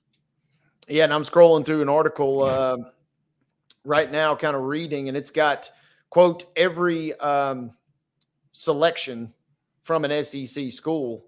Mm-hmm. And I mean, this thing is just littered. Auburn's got a guy. Auburn obviously was kind of off the radar a little bit in terms of the national prominence this year, but they had a guy that goes in the 4th round. Obviously, Florida's got a top 10 pick. Georgia, we talked about with Charlie Condon. Mm-hmm. And I mean, you scroll down and even Mississippi State, a top 15 pick. Missouri, presumably the lowest one on this list, they still had somebody drafted. They go in the 14th round. So, I mean, this is a league that it's kind of interesting. It kind of almost it's kind of like its own minor league in a sense, is the way I kind of look at it. I mean, the SEC as a whole from top to bottom is kind of this weird kind of hodgepodge of just elite talent that kind of in some ways reminds me, the way they play the schedule, of kind of like a minor league almost, kind of like a low A or something, or a rookie A, type level type situation. It's very impactful for sure. And I think that there's a lot of things that kind of go into that. One, the geographics of it. It lends itself to typically good weather during their season. We've talked about other schools and other teams having to try to come down to the South to play early on because the weather isn't conducive to it where they are. There's talk about potentially pushing the start of the baseball season a little deeper into the calendar to try to kind of offset some of those issues for some of the less advantaged weather areas, I guess, for lack of a better phrase. But I think the Southeastern Conference kind of benefits from that and from the recruiting advantages that result from that. You know, you can play not necessarily year round, but certainly a lot longer than you can in other places. And so being able to actually get out on the field from a developmental standpoint as much as anything else really helps. So absolutely. And when you bring that up, the main thing with me is kind of consistency, right? Because, you know, like my Michigan Wolverines, yeah, they made it to the national championship game a couple years ago, but it had been a long, long time since they had gotten that far. It's just kind of the consistency of the programs that are in and out on a yearly basis with the SEC, that you're exactly right. That geographic location certainly helps. The talent that they're able, I mean, it's kind of just like a vicious cycle, right? It seems like talent begets more talent. And as I say that, I'm reading this piece here, and Mississippi State had 11 players drafted, Mo, which is the most in the country. But it's crazy, right? It's a double-edged sword because you recruit that high level of talent, and it's great that they're there and it's great that they're producing. But it's also kind of unfortunate in the sense because you're really probably only going to get those guys for a brief stint. And so it's hard to kind of maintain that momentum on a year-in, year-out basis when you're trying to punch through and break through when you're losing some of your guys. It's cool that they're getting drafted, but it's also kind of sad because that means obviously your program's got to work that much harder to get back where they would like to be. Absolutely. Just got word from Ben McKee. He got tied up with some family duties. We know. I wondered if that might have been the case. We know how that goes. Absolutely. So yeah, we will probably just try to get Ben on here at some point in the next couple of days, because I still feel like this is a topic worth discussing, but I don't want to rush him because we still have a segment to get to. But we will try to reach out to Ben and reset that for possibly tomorrow or sometime early next week. But at this point, Wade, let's go ahead and take a break here and come back and wrap things up with a extensive grab bag, because we got some things in it and we got some things next to it probably. So let's go ahead and take a break here from the Lee Company Studios here on Main Street Sports Today, presented by the Tennessee Orthopedic Alliance of Columbia. We'll come back after this break to the grab bag. Stay tuned.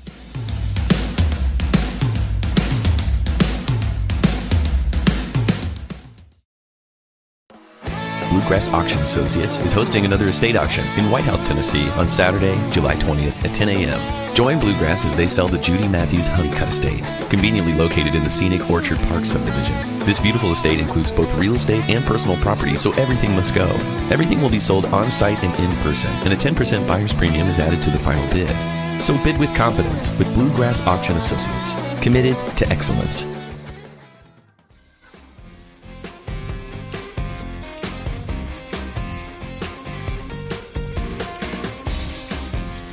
It's the final segment of the day here on Main Street Sports Today, presented by the Tennessee Orthopedic Alliance of Columbia. It is the grab bag. That is Wade Neely. I'm Maurice Patton. Welcome in. Appreciate you joining us today. SEC football media days wrapped up out at Dallas, or are wrapping up, I guess. I'm not sure exactly from a scheduling standpoint where they are, but Wade, I can tell you, I do not get the feeling of a save the best for last type approach here, as it was Arkansas, Auburn, Kentucky, and Texas A&M coming to the podium today.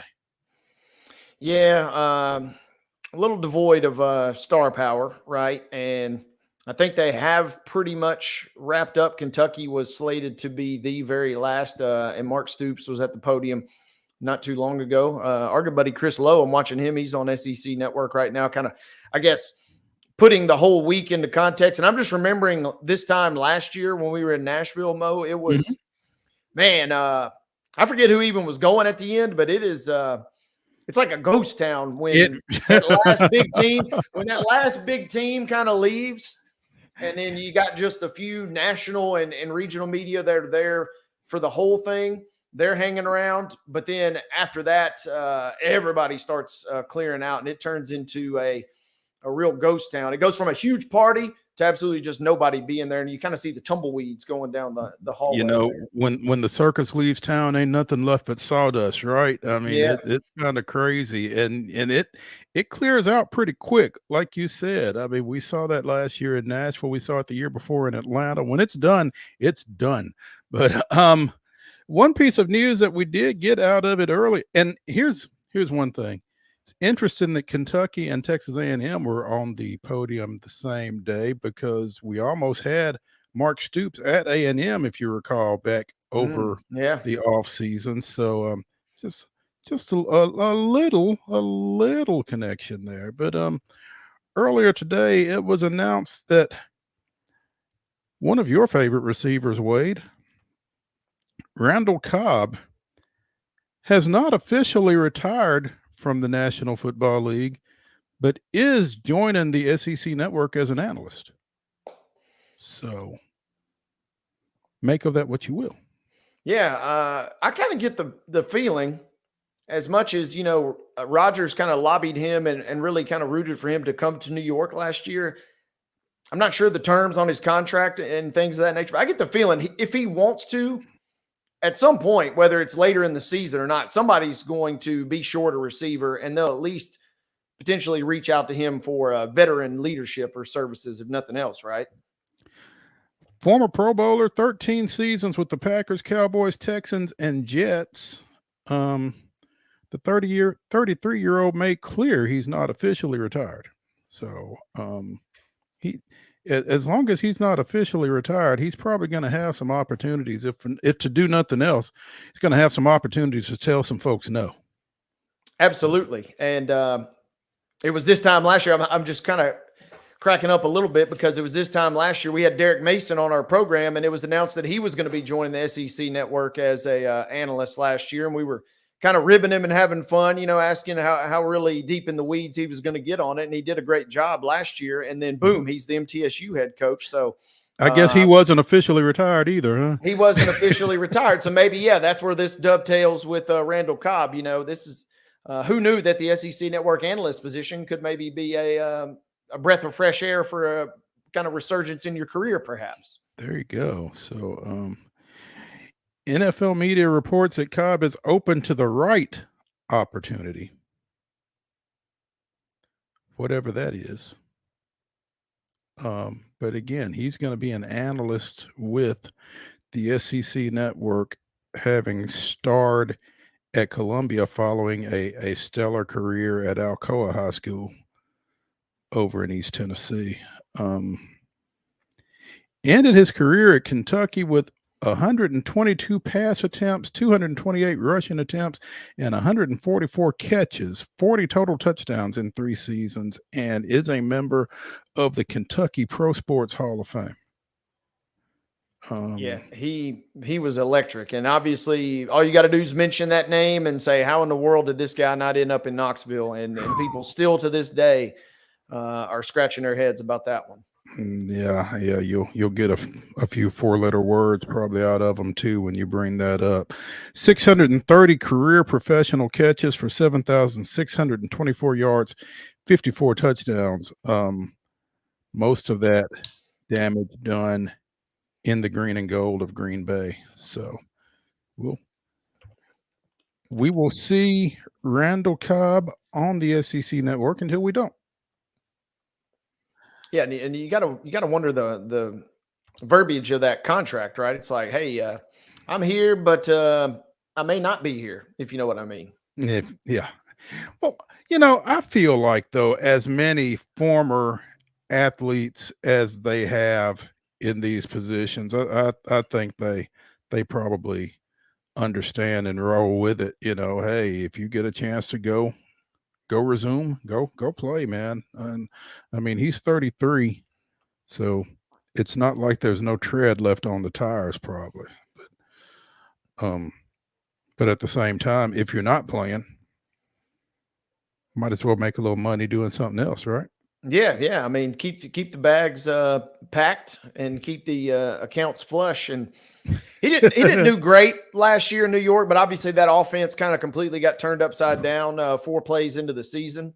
Right. But he did catch a touchdown. He did start one game, and like I said, Rodgers kind of lobbied to bring him in, and it would have been nice to see them two really, maybe just for nostalgia, if nothing else, kind of link up and have some good old fun. But feels like somebody could pick him up. I don't know if he's probably open to, I certainly probably think he's above, like a practice squad or a courtesy invite. It would have to be somebody that really wants, have him on the depth chart. But I feel like there probably will be at least one team at some point this year that gets thin at receiver and is like, well, this is probably he's probably one of your more appealing options, I would think, once you get desperate enough. I guess my biggest question in those situations is, how do you, as Randall Cobb, stay ready? Now that's the crazy part when you're trying to talk about balancing the media role, right? Is how do you kind of stay in quote unquote football shape while you're kind of doing SEC network duties? And depending on the booth or assignment that he gets, so a lot of those could be based maybe in Tennessee. Out of whether it's covering Vanderbilt or some Knoxville, some closer schools, maybe you kind of stay in shape that way. But yeah, that's a crazy thing to think about because you're dedicating, at least a Friday and Saturday to get ready for that game. And then how do you stay in football shape? I'm just imagining he calls a game on Saturday and then poof, we see him on the sideline the following day. That would be quite the visual. I wonder what his role is going to be. Oh, okay. He's going to be joining the SEC network as a studio analyst. So okay, makes it even easier. That's perfect. So he'll be in there on Saturday nights and Saturday mornings and maybe doing some hits through the week. So that's it's intriguing. I'm kind of looking forward to watching that evolve over the course of the season while he, tries to keep himself viable for the NFL or at some point decides, you know what, I'm good with this. So yeah, not a bad fallback. And I did find this a little funny. I was scrolling through kind of some headlines from SEC media days, and our boy Commissioner Sankey, he kind of was. It's a cool little point that he makes. 3 of the 4 head coaches from last year's college football playoff are in the SEC, or were in the building when you had Sark and DeBoer and then Saban. And so he threw a little jab in there and said, apparently Coach Harbaugh didn't want to come to media days. So he pointed that out. But Sankey, he does a great job of, what's the word I'm looking for? Of flexing the SEC's muscle, but in a very eloquent way. And he's done a fantastic job of kind of leveraging their brand. They already know that they are the top dog, but he does a great job of kind of reminding you, but in a very pleasant way. Yep. Just that little subtle. Oh, by the way, yeah. The United Football League held its 2024 college draft yesterday. You probably missed it. Yeah, I was unaware of this. Yeah. Some interesting names. Arlington took John Reese Plumlee out of Central Florida. Also, a tackle, Griffin McDowell, out of Chattanooga, went to the Renegades. I'm just looking to see if there are any recognizable names. Notre Dame quarterback Sam Hartman went to Birmingham. Skip Holtz will be happy with that. Keaton Slovis taken by the DC Defenders, the quarterback out of Brigham Young. They also took Wisconsin quarterback Tanner Mordecai, so they're stocking up on QBs. Apparently, the Defenders are. MTSU's Trey Fluellen went to the Houston Roughnecks. The Memphis Showboats took Kansas quarterback Jason Bean. Memphis running back Blake Watson. Easy trip there. Tennessee tight end McAllen Castles. Let's see. The Michigan Panthers Got Akeem Dent, a safety out of Florida State. San Antonio takes nobody of note. The Battlehawks of St. Louis took a quarterback out of San Jose State, Siobhan Cordero. Also took Vanderbilt tackle Bradley Ashmore. And that was, Cody Schrader, the running back out of Missouri, went to St. Louis as well. So that complete list is on the website, theufl.com. But, I figured, Wade, that the UFL draft may have snuck up on you. So I figured I might ought to. Yeah, I appreciate the reminder because that had, it just had slipped off my radar. And there are, some interesting picks. And obviously we've seen some guys that have kind of parlayed this into, NFL and beyond, type careers. So certainly some extra this is a chance to get exposure, your foot. Yeah, absolutely. Any exposure is kind of good exposure if you're still holding on to professional football dreams. So this is kind of the next step for some of these guys. Oh, speaking of next step, shout out to former Giles County quarterback Bryce Wallace, who apparently has joined the coaching staff at the University of Iowa. Now, I'm not sure exactly what a former quarterback does on the coaching staff at the University of Iowa, given how often they throw the ball, but it's a nice step for Bryce, I would think. Folks down in Pulaski got to be excited for that young man. Yeah, good news for Bryce, bad news for Giles County, who's now down their offensive coordinator. But Bryce, it was kind of interesting because he comes and he was kind of finishing his degree at UT Southern. And as part of their sport management program, here's a trivia question, Mo. Mm-hmm. Gene Smith, I don't know if that name rings a bell to you. The former Ohio State AD? Not that Gene Smith. Not that Gene Smith. Okay. Gene Smith is the former Jacksonville Jaguars general manager. Okay. And if you Google Gene Smith Jaguars, the internet lives forever. He is, some regard him as, quote, the worst general manager in NFL history, which he acknowledges. He acknowledges. But Gene Smith is the head of the sport management department at UT Southern. Oh, wow. And in kind of his post-NFL career has really embraced higher ed. And this dude is well connected. And so the story goes is that he has placed a lot of students in a lot of great positions, and he placed Bryce with an internship with the Iowa Hawkeyes earlier this summer. And props to Bryce. He kind of has worked his tail off and has kind of parlayed that into what I think might be considered kind of like a grad assistant position. Not sure the full scheme of that. I'm hopefully piecing together a story on this because, again, it's kind of interesting, right? We're excited for him, but it also stinks for Giles County because they're losing their offensive coordinator. But he has got a chance. Stop just a second. If you are the offensive coordinator at Giles County, that kind of strikes me as being sort of like the offensive coordinator at Florida when Steve Spurrier was the head coach. I see where you're going with that. And yeah, I guess officially he was the offensive coordinator, and they were excited to have him on staff. I thought you were going to pose the question, which is better, being the offensive coordinator at Giles County or being the offensive coordinator at Iowa? Because you can make the case, you can maybe make the case that Giles County is better from what we've seen. Absolutely. But it will be fun to watch to see if he can maybe get that offense going. I mean, Iowa's offense can't be as bad as they've been the last few seasons, right? Hold my pork chop in Iowa, I guess. I don't know. I mean, it'll be interesting to watch. Surely not.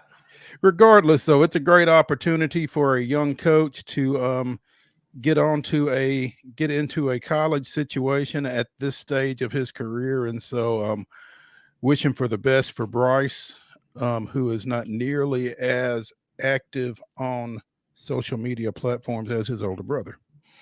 That is very true. Dr. Bo has been known to disperse his opinions openly on on Twitter. So if you don't know what we're talking about, just check out Bo Wallace 14, I believe is the handle, and report back to us with your own person. Do your own homework, as they Google it, as they say.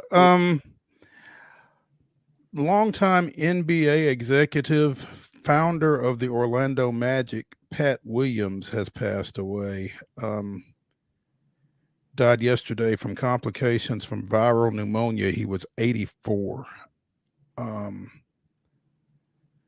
Pat Williams simply brought magic to Orlando, according to team chairman Dan DeVos and CEO Alex Martins. His accomplishments will always be remembered. Armed with his ever-present optimism and unparalleled energy, he was an incredible visionary who helped transform the world of sports in multiple ways. Forever changed the sports landscape in Orlando. That's for sure. Spent 56 years in the NBA, beginning with the Philadelphia 76ers in the late 60s, general manager of the Bulls. Spent time as the GM of the Atlanta Hawks. I'm sure he'd like to put that behind him. Returned to the Sixers as general manager in 74 and held that spot until 1986, when he was tasked with getting the Magic started. As GM of the Sixers, he traded for Julius Erving and Moses Malone, drafted Maurice Cheeks and Andrew Toney. And one of his final moves was drafting Charles Barkley as the 5th pick overall in 1984. I tell you, I'd have been strongly inclined to retire right there. But no, he joined some businessmen in Orlando trying to bring an NBA franchise to the Mouse House. Got an expansion franchise in 87. They took the floor in 89. He was GM until 96. Drafted Shaquille O'Neal and Penny Hardaway. Impressive run to start their franchise, right? If nothing else, this dude knew talent. Absolutely. And obviously, sad news to hear about his passing. But, revisiting kind of that franchise's history, and they come in with the T-Wolves in 89, and man, it's tough for the Magic, right? Because they have had some really special teams, some really special players, and they've had 2 disappointing trips to the finals, and a couple other disappointing playoff runs where it felt like they could have won the championship. So he has done a great job of kind of building that franchise, or did a great job of kind of getting that franchise off the ground, because when you think about a place to locate a franchise, I would really be curious, what the climate was like back then. Like, I mean, I can't imagine Orlando being like a super destination, right, that you would necessarily think about planting an NBA franchise, but he seemingly made it work, and then obviously had smashing success to kind of start the franchise. Absolutely. Finally, as we wind things down here, Shane Lowry leads the British Open after one. I was hoping for bad boys there. Well, actually, that's Shane, not Mike. Actually, he does not lead. Daniel Brown is 6 under after one round. Lowry 5 under. Justin Thomas 3 under. Justin Rose 2 under. Tied with Joe Dean and Russell Henley, among others. So some nice numbers to begin things at Royal Troon. We will see more over there with tomorrow's second round. Bryson shot 5 over today. Oof, that ain't good. Nope. That ain't good at all. Hey, that's going to do it for the Throwback Thursday edition of Main Street Sports Today, presented by the Tennessee Orthopedic Alliance of Columbia. Come back with us tomorrow at 2 o'clock. We will be here. Y'all have a good rest of the day.